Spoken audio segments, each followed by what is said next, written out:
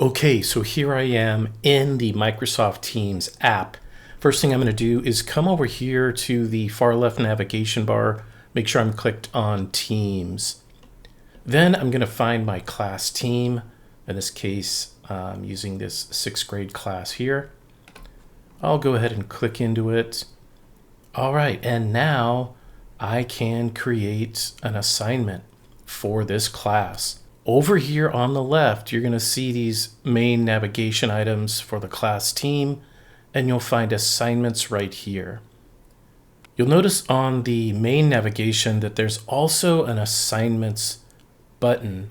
When you go in here, you're going to see assignments across all of your class teams if you have multiple classes.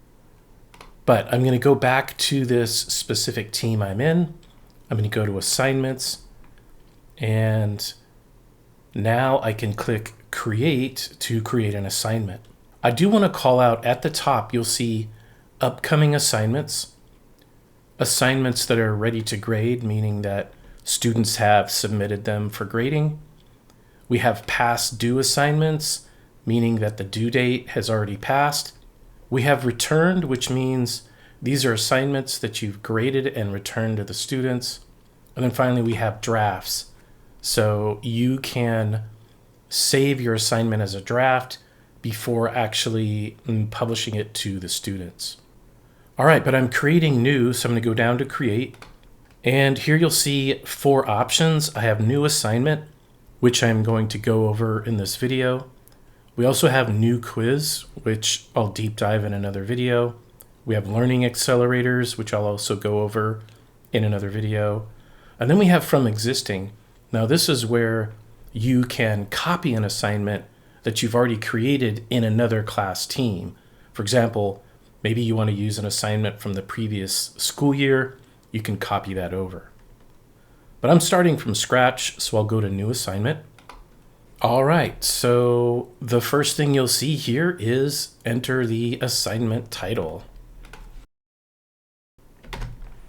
This is important, especially if you're using assignments for the first time and your students are being exposed to it for the first time. You're going to want to actually type out the steps to complete the work. So here you're going to see that they're going to be summarizing the evidence that they collected. So here you're going to see that the students will be summarizing key details and ideas from a story they read. And I've included the objective and the standards. And then here's the specific instructions, 3 total steps. Now you'll notice here that I'm actually having to call out that they need to open the Word document below to type their response. And on step 3, they need to close the Word file and then click submit. That is an important step.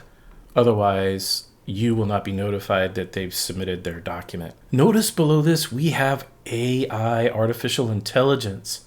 So we can add to our instructions if we would like. We can add detail, we can add sparkle, we can emphasize key concepts, etc. You can also click in here on settings. And for example, you can say, this is a 6th grade class and the language is English. And then you can go ahead and say, add sparkle. All right, so we got a little emoji in there to go along with our instructions. And I can keep it, or I can regenerate, or I can cancel. I'll go ahead and keep that. All right, now there's 2 ways you can do this. A student can attach their own document by clicking attach when they complete this assignment. So for example, if they typed it in their OneDrive, they could attach it from their OneDrive, or they could upload it from their actual computer. In this example, I'm going to go ahead and provide the Word document for them to start with. So I could just click New, Word Document. And I'll click Done after naming it. And so you'll see here that a Word file will already be provided for them. Now notice here it says students can't edit. So you'll want to change this to students edit their own copy. This way they each get their own individual Word document and they'll be able to edit the file. Okay, at the top, you're going to see some options here, such as add to the student's calendar. If you want this to show up on their calendars and yours, you can make those settings there. Then here we have post notifications to. Now this is where you decide which channel you want to post this to, and I'll show you what this looks like after we post it. But you can see here that I have a general channel, class meetings, and assignments. So I can choose to post this in the assignments channel. Otherwise, it will default to general. Here we have late turn-in notifications. You might want to be notified when a student turns something in late. You can optionally turn that on. All right, off to the right, we have more settings. So we have a due date. When do we want this to be due? We also have a time of day. So maybe you want it at the end of the school day. Here is the class that you're assigning it to. Now, by default, it's assigning it to this class that I'm in. But if you teach multiple classes at the middle school or high school level, you can actually select those other classes that you teach, and you can assign it to all of them in one shot. Here is the students that you're assigning to. By default, it assigns to all of your students, but you can also select individual students. For example, if you want to differentiate. You can also do group projects where you're assigning to groups of students to work on it together. And then I recommend this option, which is all current and future students. This way, if you get a student who shows up tomorrow or the next day and is new to your class, they will also get the assignment. Here you can add a rubric. I'm not going to go over this in this video, but I will deep dive it in another one. Here you put in your point value that you'd like to provide for the assignment. So for example, if you're using a 5-point rubric, you could make it worth 5 points. Here you can add a tag.